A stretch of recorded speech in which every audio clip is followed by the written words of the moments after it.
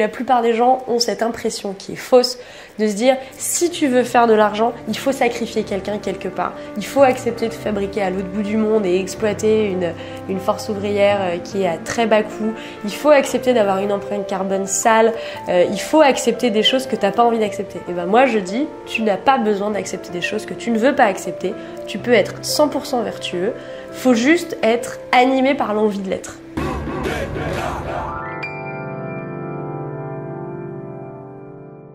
Salut Carole. Salut. Ça va? Écoute, ça va très bien. Cool, je suis très content de te recevoir. Tu es la fondatrice de June, qui est une marque de couches donc pour enfants qui est 100% bio, sans tous les trucs nocifs qu'on peut trouver dans les couches de vos concurrents. Avant ça, tu as fait plein de choses. Tu as un parcours qui est assez atypique et où tu as multiplié des expériences très différentes. Tu as écrit un livre que tu as publié, tu as joué dans Taken 3, tu as fait plein de choses.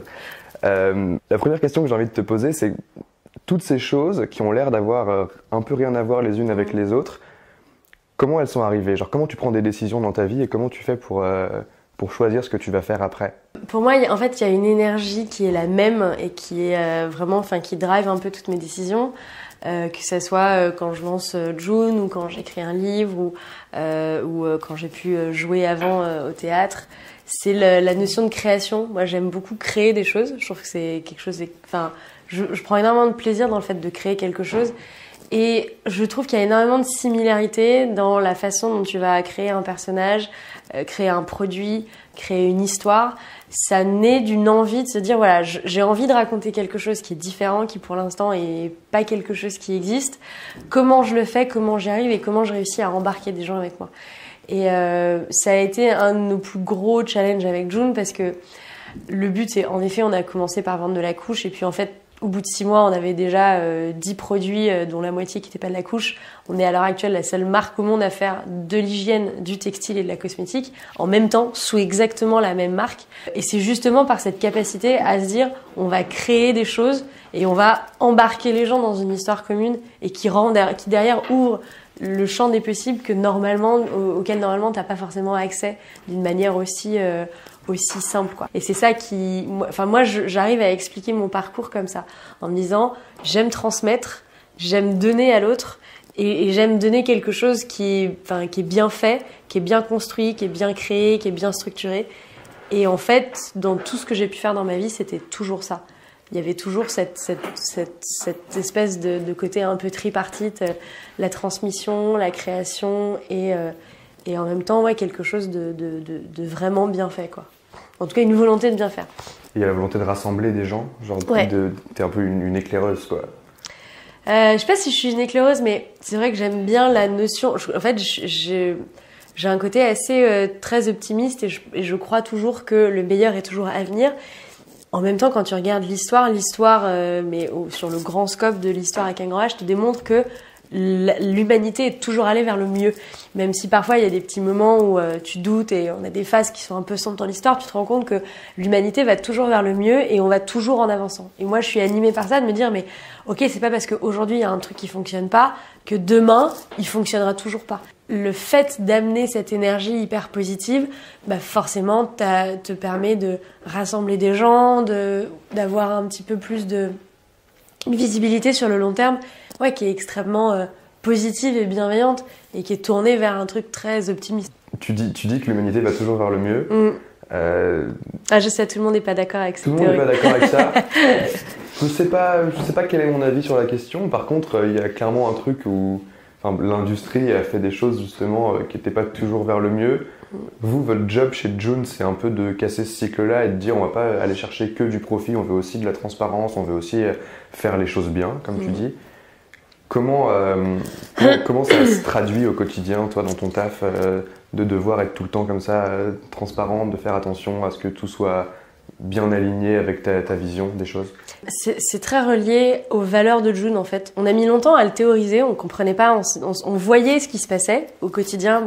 Au départ, en plus, quand l'équipe est très petite, c'est très facile parce que finalement, t'es 4 et tu partages les mêmes valeurs parce que ta vie, tu fais toute ta vie ensemble. Maintenant, on est 33, donc c'est plus compliqué et il a fallu qu'on théorise le truc en se disant, mais pourquoi comment est-ce qu'au quotidien, on arrive à maintenir ça sur toutes les branches? Et en fait, on a réussi à comprendre, parce que le truc existait, c'est juste faut réussir à le comprendre et à le théoriser. Et en fait, c'est très lié aux valeurs de June. C'est-à-dire que on est une boîte où et ça paraît un peu idiot parce que t'as toutes les boîtes du monde qui te disent nos valeurs sont hyper importantes et 98% du temps c'est un peu du bullshit. Et là tu te rends compte qu'en fait nous on est vraiment animés par cette volonté un petit peu de chevalier blanc en disant nous on vient pour transcender le statu quo mais avec de l'amour quoi. On n'est pas là pour casser quelque chose, on n'est pas là pour détruire quelque chose, on n'est pas là pour juger ce qui a été fait. Typiquement, enfin tu vois, j'ai un concurrent qui est leader sur le marché, ça fait 50 ans qu'il est là, il a eu le mérite d'inventer le produit. Après, on peut regarder toutes les choses et les avancées et tous les points sur lesquels on peut pointer du doigt. Je dis ouais, mais il a eu le mérite d'inventer le produit. Et après, moi, je reste persuadée que dans la vie, mais même d'une entreprise, il y a des choix que tu fais qui sont des choix que tu penses être des bons choix, puis qui au final ne sont pas des bons choix. Et puis après, il y a des choix que tu fais pour de mauvaises raisons, des raisons un peu capitalistiques, des raisons qui sont peut-être un peu moins avouables, mais qui ont toujours qui ont toujours une raison d'être, quoi. Moi, mon but, c'est de me dire, chez June, il faut qu'à tous les niveaux, la raison d'être soit toujours exclusivement 100% positive et bienveillante. Et la bienveillance, c'est pas la politesse. C'est ça, c'est la chose que pas mal de gens confondent souvent, c'est bienveillance et politesse. Et donc, mon but du jeu, c'est pas de dire oui à tout et amen à tout, c'est de dire je vois ce qui a été fait, c'est bien, c'est comme ça, je le prends tel qu'il est, et ça sert à rien de perdre du temps et de l'énergie à aller juger ce qui a été fait, et de se dire voilà, comment est-ce qu'on amène quelque chose de différent, de transcendantal pour l'avenir, et à tous les niveaux. Et c'est là où c'est un peu la théorie que j'essaye de défendre, c'est ce cercle économique vertueux, de se dire tu peux monter une boîte où tu fais des bons produits, tu arnaques pas ton client en faisant un produit en disant ouais mon produit il est formidable machin alors que pas du tout. Tu le vends de la bonne manière aux gens, donc tu fais pas de fausses promesses, t'es dans un marketing qui est vraiment très transparent. Et en même temps avec les partenaires avec qui tu travailles, j'ai toujours le mot partenaire, j'ai jamais prestataire, j'aime pas ce mot-là, je trouve qu'il est c'est un peu grossier, c'est un petit peu je suis cliente, tu es mon esclave et parce que je t'ai payé fais le truc pour moi. C'est pas du tout dans la logique des choses. Donc c'est vraiment des partenaires, des gens avec qui on partage les mêmes valeurs, on fait les choses pour la même raison. Aussi les Junies, les gens qui bossent pour June et qui bossent chez June. Et ça, c'est aussi important de se dire que eux aussi, ils sont bien traités, que eux aussi, ils ont un cadre de vie qui est vraiment hyper positif et qui sont vraiment heureux et qu'au quotidien, on a aussi à cœur que eux soient heureux, comme les partenaires, comme les clients, comme le produit en tant que tel. Et puis derrière, il y a évidemment le côté capitalistique, c'est-à-dire que tout ça, ça marche. Et puis la plupart des gens s'arrêtent là en disant ok d'accord June c'est une assoce et une boîte qui serait aussi vertueuse c'est une assoce. C'est pas un truc qui sera rentable, c'est pas un truc qui fera de l'argent. Et en fait ce qui est intéressant chez June c'est le dernier maillon de la chaîne qui est ça marche vachement bien et d'un point de vue capitalistique c'est une très belle histoire. Et c'est ça qui est important, c'est de se dire tu peux bien faire les choses. Et que le cercle soit bouclé. Parce que la plupart des gens ont cette impression qui est fausse de se dire si tu veux faire de l'argent, il faut sacrifier quelqu'un quelque part. Il faut accepter de fabriquer à l'autre bout du monde et exploiter une force ouvrière qui est à très bas coût. Il faut accepter d'avoir une empreinte carbone sale. Il faut accepter des choses que tu n'as pas envie d'accepter. Et ben moi je dis, tu n'as pas besoin d'accepter des choses que tu ne veux pas accepter. Tu peux être 100% vertueux. Faut juste être animé par l'envie de l'être. C'est ça, c'est vraiment, il faut accepter de ne pas faire de compromis sur ça. Et ça, c'est un truc que j'ai appris de ma précédente boîte. Parce que quand tu fais des compromis sur des trucs sur lesquels tu ne dois pas en faire, au final, tu perds ta boîte. Soit tu perds, enfin, nous en l'occurrence, on a littéralement perdu la boîte. Mais même sans forcément perdre la boîte à l'instant T où tu dois aller lisser ta boîte au tribunal de grande instance et tribunal de commerce et c'est un des pires moments et des moments les plus douloureux qu'un entrepreneur puisse vivre, tu la perdras quoi qu'il arrive parce que tu vas avoir un désalignement de valeurs et une fois que tu as un désalignement de valeurs qui est très fort, tu n'arrives plus à staffer, tu n'arrives plus à trouver du sens dans ce que tu fais et même si à l'instant T tu t'en rends pas compte, à T+10, à T+20, en fait le bateau a pris l'eau et t'as pas vraiment su pourquoi. Et ça c'est un truc chez June, on était content de pouvoir le théoriser enfin, de se dire en fait les valeurs de June c'est ce qui nous anime et je pense que c'est très proche, c'est une des choses assez fondamentales que m'a enseigné Oussama et Alice chez The Family, c'est les valeurs c'est la base et la famille c'est la base et voilà, et The Family fonctionne très comme ça et June on fonctionne comme ça sur un set de valeurs qui est qui est assez proche, quoi, qui est forcément différent, mais qui reste assez proche. Ton objectif, je suppose que tu as une vision long terme de ce que tu veux faire avec June. Comment tu découpes les objectifs sous-jacents? Alors moi, il y a un premier point sur ce que tu as dit, sur lequel j'ai envie de rebondir. Quand on staffe des gens, il y a deux choses qu'on se dit. La première, c'est quand il y a un doute, c'est qu'il n'y a pas de doute. Voilà, mais ça, je pense qu'il y a plein de gens qui se le disent, mais c'est vrai que chez nous, c'est devenu un peu un recurring model. Et alors, je m'excuse parce qu'il y a un gros mot dans cette phrase, mais je pars du principe que tu peux faire monter en compétence n'importe qui, mais tu peux pas faire monter en humanité un con. Et donc, en gros, staffer quelqu'un qui est hyper skillé, mais qui n'a pas le mindset, et qui n'est pas et qui ne partage pas ces valeurs à la quintessence de ta boîte, tu ne pourras pas le faire monter en humanité, c'est pas possible. Et quand on a construit June au tout début, il faut être très honnête, hein, on avait une likabilité dans l'écosystème qui était proche de 0, parce que sur le papier, on est une start-up de produits, donc par opposition aux start-up qui font du service, du SaaS, des trucs qui seront très probablement révolutionnaires et très probablement scalables, mais qui feront aussi probablement jamais de pognon. Nous au moins on est un produit. Non mais shots fired. Non mais tout petit shot fired, parce que quand tu fais une boîte produit, tu pars du principe que soit tu fais un produit qui est totalement disruptif, et en fait quand tu regardes les théories de la disruptivité, tu as un prof d'Harvard qui s'appelle Eden Christensen qui t'en parle et qui te dit en fait il y a très peu de produits disruptifs, vraiment très peu. Il y a très peu de produits disruptifs, très peu de services disruptifs, parce que tu as beaucoup de produits et beaucoup de services qui sont en fait une amélioration d'un produit ou d'un service existant et qui ne radicalisent pas la façon que tu as d'envisager ton quotidien, mais juste modifient ton point d'accès à ça. Et il prend des exemples comme Uber versus les taxis. C'est pas de la disruption, c'est une amélioration du service qui fait que ça va augmenter ou diminuer ton potentiel d'accès sur le service. Mais c'est pas un truc, enfin je veux dire, c'est pas un truc qui change en intégralité la façon que tu as au quotidien d'utiliser ta vie. Dans les produits, tu as une capacité beaucoup plus facile à dire oui, mais en fait c'est le même produit, c'est un produit qui existe déjà.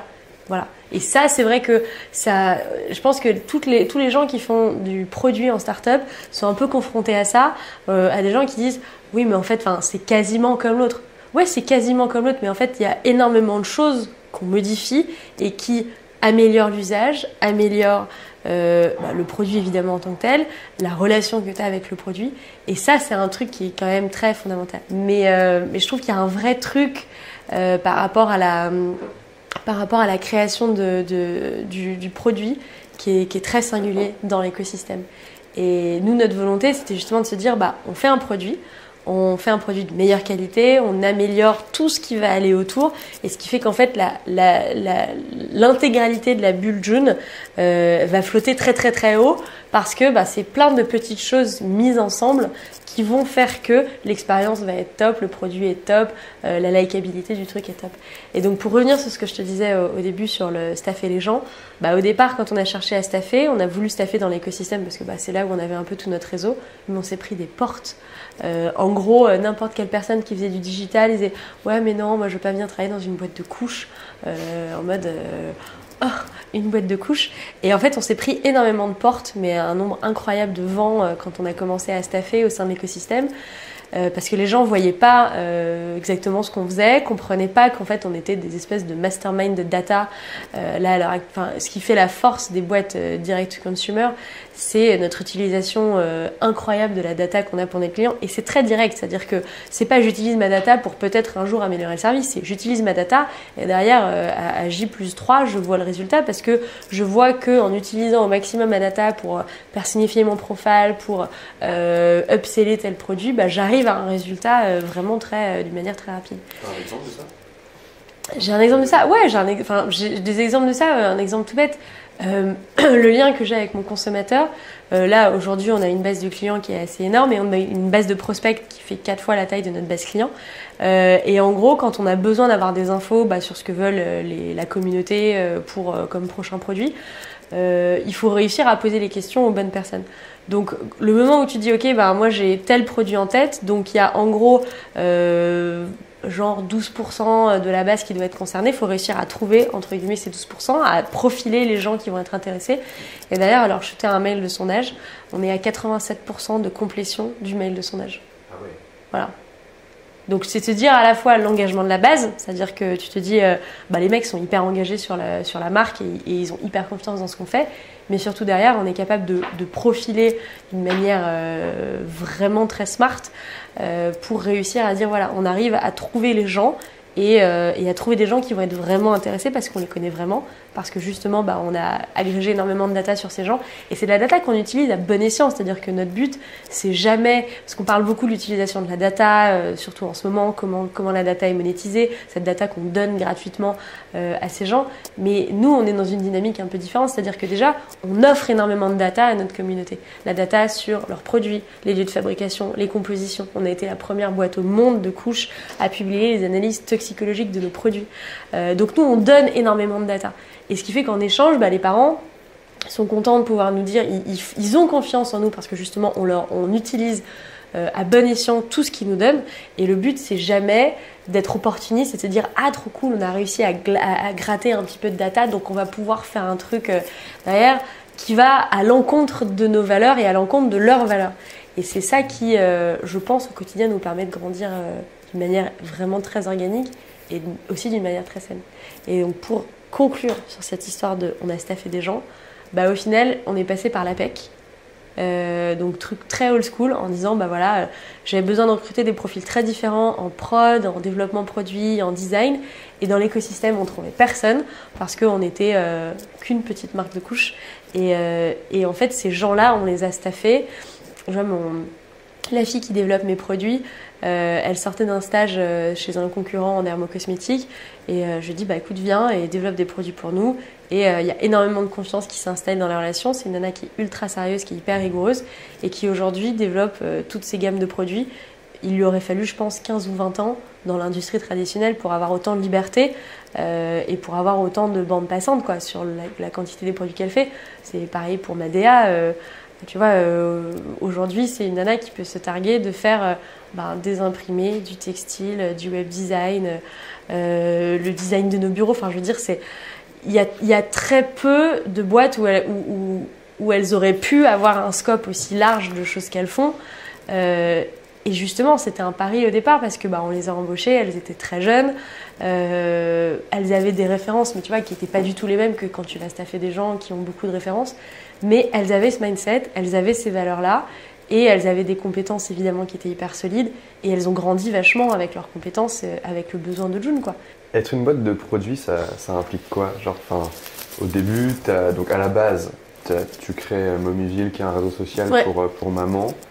Tu détectes en fait à la fin de Mommyville ce besoin-là d'avoir des couches où on sait ce qu'il y a dedans et où on n'est pas complètement piégé par le marché. Tu te dis ok, je vais faire ma marque de couches. Et là quoi? Comment tu trouves ta première usine? C'est quoi les étapes? En fait, tu te dis pas tiens, je vais faire une marque de couches. Non. Tu te dis tu vois que les parents sont hyper anxieux sur les produits qu'ils utilisent pour leurs enfants, qu'ils cherchent beaucoup d'infos. Et les gens vers lesquels ils se tournent en premier, c'est toujours les médecins. Sauf que les médecins, ils sont hyper informés pour tout ce qui va être médical. Mais après, savoir si tu dois utiliser tel petit pot ou tel petit pot ou telle marque de couche ou telle marque de couche, c'est pas leur métier de savoir ça. Le petit truc du quotidien, c'est pas... Ouais. Exactement. Et donc derrière, comme t'as pas vraiment de réponse, tu vas chercher sur Internet, tu trouves un peu tout et n'importe quoi, donc ça va pas forcément t'aider. Et donc ton anxiété, elle grandit. Et je me dis, mais il y a un vrai sujet. Il y avait deux problématiques très fortes, c'était la food et tout ce qui était hygiène. Et je me suis dit, la food c'est compliqué parce que pour moi il y avait un trade-off qui était très simple. Si tu es vraiment angoissé parce que tu donnes à manger à ton enfant, tu vas faire ton marché bio le samedi matin, tu fais tes petits pots pour la semaine, tu les mets au frigo et basta, le problème est potentiellement résolu. Évidemment, tu as plein de parents qui n'ont pas le temps de faire ça et je les comprends. Par contre, quoi qu'il arrive, si tu as une question sur ta couche, que tu aies le temps ou que tu n'aies pas le temps, tu n'as pas la capacité de fabriquer toi-même ta couche. Donc pour moi, je dis c'est un trade-off évident, quoi. C'est-à-dire que le parent qui se pose des questions, qu'il ait le temps ou qu'il n'ait pas le temps, quoi qu'il arrive, ça ne change pas sa capacité à avoir le produit et à fabriquer le produit lui-même. Donc là, je me suis dit, il y a un truc à faire sur la couche et pas que sur la couche. C'est-à-dire que pour moi, c'était vraiment dans le scope de l'expérience totale de tout ce que tu fais en termes de care pour ton enfant et puis même pour toi-même. C'est-à-dire c'est tous les produits. Donc la couche, c'était un bon premier produit parce qu'il y avait cette récurrence qui faisait c'est un produit dont tu as besoin tous les mois, donc ça nous permettait d'établir un lien vraiment fort avec la communauté en disant bah, tous les mois on revient chez vous et tous les mois on a cette discussion avec vous, donc ça c'est hyper intéressant. Et derrière on s'est tout de suite dit il faut absolument qu'on arrive à leur offrir le plus de produits possible qui correspondent à la problématique qu'on veut résoudre. Et c'est pour ça que typiquement June est complètement immunisée contre des apps du genre Yuka. En fait nous on est totalement immunisés face à ce genre d'appli parce que on a pensé les produits en amont en se disant comme on veut donner les informations en intégralité à tous nos consommateurs sur ce qu'il y a dans le produit, pourquoi on l'a mis, à quoi ça sert et pourquoi il n'est pas dangereux, quoi qu'il arrive, à partir du moment où tu penses ton produit en amont en ayant ces considérations-là dans ta tête, tu ne peux que sortir un produit de qualité et donc sortir un produit qui entre guillemets, est immunisé contre des applis qui derrière viennent noter ou pas les produits. Mais ça naît au départ d'une volonté de te dire je veux faire un produit sain, je veux amener un produit qui est sain. Tu fais pas de compromis, genre tu fais pas de compromis. C'est hors de question de faire autre chose qu'un produit sain. Ouais. Et c'est ça là où c'est intéressant. Alors, ce qui fait qu'aujourd'hui sur le marché, on est 20% plus cher que le leader. On n'est pas le Burberry de la couche non plus, hein. C'est un petit price tag, mais qui est vraiment lié à la qualité de nos matières premières, à la qualité de nos processus de fabrication. On fait tout en France, tout est fait en France, c'est-à-dire que même le textile est fait en France. Tu as du fil qui vient d'Inde et qui est tissé en France, imprimé en France, cousu en France et vendu en France directement aux consommateurs. En termes d'impact carbone, en termes de traçabilité, mais on est, je crois, au maximum de ce qui peut se faire dans l'industrie du textile. Dans la dermocosmétique, c'est pareil. Et pareil, on a l'impact carbone le plus faible du marché dans le monde entier sur la couche. Parce que ma couche, elle fait un circuit qui est hyper court, quoi. Encore une fois, c'est toujours la même dynamique de dire ça m'intéresse pas de regarder ce que les gens ont fait, ce que les gens n'ont pas fait avant. Ce qui m'intéresse, c'est qu'est-ce qu'on construit pour l'avenir qui permet d'aller vers le mieux. Et donc de dire ah c'est pas bien, vous avez fait ça entre guillemets, c'est un petit peu borderline ou c'est un peu pourri, je m'en fous. Enfin, je veux dire c'est une énergie qui est négative et ça m'intéresse pas. Ce qui est intéressant, c'est de dire toi consommateur, je sais que tu as été exposé à plein d'informations contradictoires, je vais te donner des informations qui sont des informations scientifiques, claires, nettes et précises. Je vais te mettre les textes de loi qui expliquent ce qui se passe ou ce qui se passe pas. Et après, tu seras informé. Et à partir de ce moment-là, c'est toi, consommateur, qui est responsable, entre guillemets, des choix que tu vas faire parce que justement, cette information, tu l'as eue. Et après, c'est là où ça devient intéressant, c'est de se dire que tu amènes une compréhension fine. Et même si derrière le consommateur, une fois qu'il a toutes les informations, il décide de dire « Ok, mais moi, quoi qu'il arrive, je ne veux quand même pas acheter du June », je dis « Mais c'est très bien, c'est pas grave ». Au moins, on aura servi à ça, on aura servi à mettre à dispo une information, mettre à dispo un éclairage sur quelque chose. Et moi, rien que ça me va très bien, quoi. Parce que du coup, il y a à la fois le fait d'être transparent, vous de votre côté.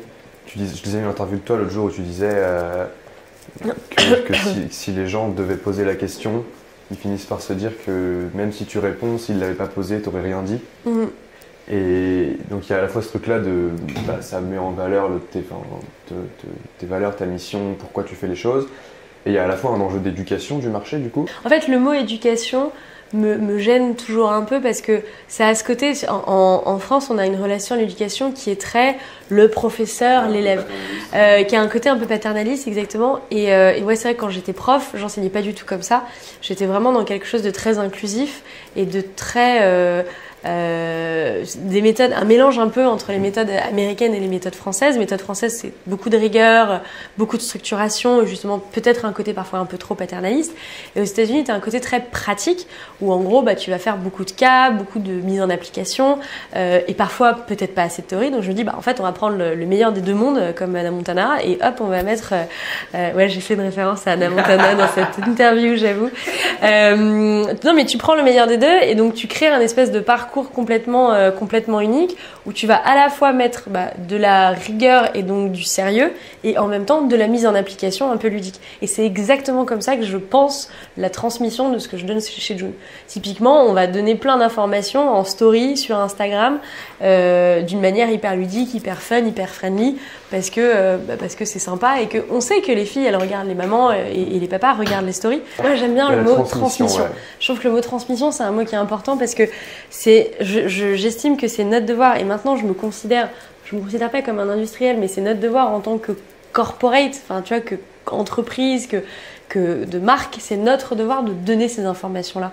Et c'est une des choses qui m'a animée depuis le début chez June. Je me dis, mais en fait, moi je visite ces usines, moi je vois les processus de fabrication, et je sais que les gens, ils ont envie de voir ça. Sauf que les gens, ils le voient quand? Mais ils le voient quand Élise Lucet, elle prend une caméra cache investigation, et qu'elle vient, et qu'elle te montre des trucs. C'est pas normal. J'adore Élise Lucet, je suis fan de son émission. Mais ça n'est pas normal que les seules personnes qui montrent l'information, ça soit des journalistes au moment où il y a un problème. Tu dois pouvoir montrer l'information et montrer des choses que tu n'as pas l'habitude de montrer avant qu'il y ait un problème et surtout avant d'être mis sur la sellette. Faut que ça soit une démarche positive plutôt qu'une démarche de réponse en mode je suis attaqué donc je réponds en montrant mes usines, parce que d'un seul coup ça perd toute la valeur que tu pourrais avoir derrière. Alors que si naturellement tu dis moi je suis transparent, je vous donne accès, je vous montre les choses, au final les gens en face ils disent c'est trop cool, on peut y aller en confiance, on sait que c'est bien, on sait que c'est positif, et voilà. Et le problème, s'il devait y avoir un problème, il est résolu comme ça.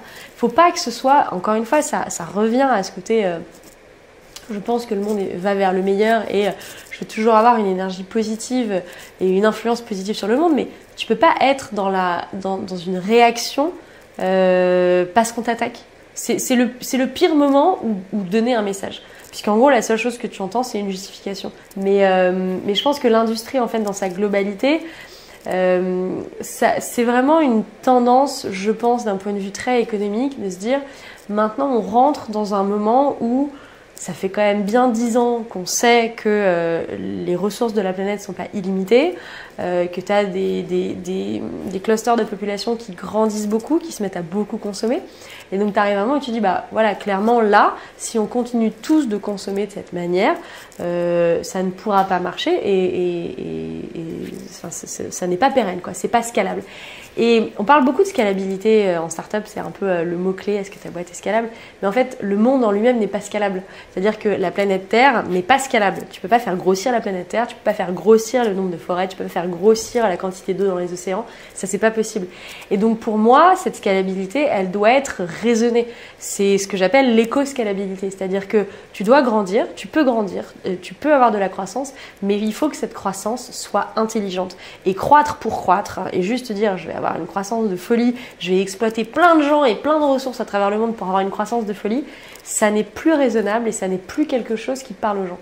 Je pense que là, on est vraiment dans un système où il y avait un avant, ça fait quand même un moment, je pense que cet avant perd un petit peu de sa splendeur, et où on va rentrer dans une phase où on va accepter qu'en fait l'éco-scalabilité elle est meilleure parce que ça permet d'avoir de la croissance, mais ça permet d'avoir de la croissance dans un monde fini. Le vrai, c'est une citation que j'aime beaucoup, c'est les seules personnes qui croient en une croissance infinie dans un monde fini, c'est les fous et les économistes. C'est très vrai, c'est-à-dire que tu peux avoir une croissance infinie si elle est éco-scalable. Il faut que ta croissance soit éco-responsable et éco-raisonnée, parce que sinon le monde est fini. Enfin, le monde, quoi qu'il arrive, la planète n'est pas scalable. Donc il y a un moment où il va y avoir un clash fondamental entre deux façons d'envisager les choses. Et s'il y a bien une chose que l'histoire t'apprend, c'est que la nature gagne toujours. La nature a toujours le dernier mot. Donc si d'entrée de jeu, tu ne viens pas avec une attitude qui est un peu plus respectueuse, un peu plus économiquement saine et un peu plus transparente dans la façon de faire les choses, à la fin du jeu, tu ne peux que perdre. Même si à la fin du jeu, c'est dans 10 ans ou dans 20 ans, il faut penser à dans 10 ans ou dans 20 ans. Et quand j'ai créé June, j'ai pas pensé aux mamans d'aujourd'hui qui ont 30 ans, qui ont un enfant. Je me suis dit, aujourd'hui, il y a des filles qui ont 20 ans. Demain, elles auront 25 ans, elles vont avoir leur premier enfant. Et ces nanas-là, qui sont aujourd'hui très loin, je veux dire, elles me mettent 15 ans dans la vue, hein. Mais c'est ces nanas-là aujourd'hui auxquelles je pense en me disant, ok, elle va avoir besoin d'un produit transparent, elle va avoir besoin d'un produit éco-scalable. Et on le sent parce qu'aujourd'hui, dans la génération des femmes qui sont déjà mamans, des femmes et des hommes d'ailleurs qui sont déjà parents, tu as des gens qui sont hyper intéressés par ça et qui sont clients June parce que justement ils croient en ces valeurs-là et ils ont envie de s'investir là-dedans et de s'impliquer là-dedans et d'avoir une démarche responsable quand ils consomment. Et je pense que cette proportion de gens ne va faire qu'augmenter quand la génération des millénials et des post-millénials va grandir de plus en plus en se disant mais en fait ce sont des gens qui ne veulent pas consommer mal. Parce que c'est trop tard. Eux, ils savent qu'on peut consommer illimité, à l'infini. Ils nous ont vu le faire. Et ils savent aussi que c'est pas bien. Donc eux, ils arrivent avec ce postulat-là dans la tête en disant, moi je vais consommer, mais je vais consommer intelligemment. Et c'est et c'est ça qui va être hyper, je pense, nourrissant pour les années à venir. Enfin, moi, j'ai hâte de voir un petit peu ce que cette génération va amener, quoi. Ah, c'est énorme. C'est clair. Du coup, vous allez avoir des enjeux pour grandir. Là, aujourd'hui, vous vendez qu'en France. Aujourd'hui, on est présent on ship dans 16 pays. C'est l'avantage du direct to consumer, c'est qu'en gros, tu as un client qui t'appelle depuis un pays en disant, moi, je voudrais être livré dans ce pays. Tu dis, ok, d'accord. Donc aujourd'hui, on ship dans 16 pays. On a 3 grands marchés principaux, la France, la Belgique, le Luxembourg. Des marchés francophones, c'est forcément toujours plus simple quand tu pars sur des marchés francophones. Mais non, on ship un petit peu partout. Après, c'est vrai qu'on a une croissance qui est très organique, donc on a déjà de plus en plus de demandes en France. On commence à lancer le B2B, donc les maternités, les crèches. Donc il y a une problématique de produit, c'est de réussir à suivre ta croissance. Et donc ça, c'est le challenge numéro 1, c'est de réussir à te dire, voilà, j'ai une croissance qui est très forte. Il faut derrière suivre d'un point de vue mécanique, c'est d'un point de vue production, d'un point de vue logistique, d'un point de vue shipping. Il y a plein d'acteurs différents et on est sur des choses matérielles, quoi. Donc ça, c'est un vrai enjeu. Parce que tout à l'heure, tu parlais du fait que vous produisiez tout en France. Ouais. Et que du coup, ton empreinte carbone, elle était hyper basse. Quand tu vas shipper dans des pays un peu plus loin, ça augmente ton empreinte carbone. Si un jour vous voulez vous étendre dans le monde entier, il va falloir que tu refasses des zones de production ailleurs dans le monde. Et tout. Mais ça fait partie des challenges et des idées qu'on a, des questions qu'on a par rapport à l'avenir en se disant finalement, qu'est-ce qui est important pour le consommateur? Est-ce que c'est d'avoir un produit made in France ou est-ce que c'est d'avoir un produit made in transparence? Et donc ça, c'est vraiment c'est un peu notre next step. Pour l'instant, on a encore plein de choses à faire sur le marché français, donc on est vraiment, il y a vraiment beaucoup de choses à faire. On a beaucoup de demandes, donc il faut vraiment qu'on arrive à répondre à ces demandes-là. Mais évidemment que c'est des questions qu'on se pose pour l'avenir parce que tu te dis, est-ce que finalement c'est le made in France qui va être important parce que c'est là où tu as tes skills, tes matières premières de super qualité, ou est-ce que tu es capable de faire du transfert de compétences?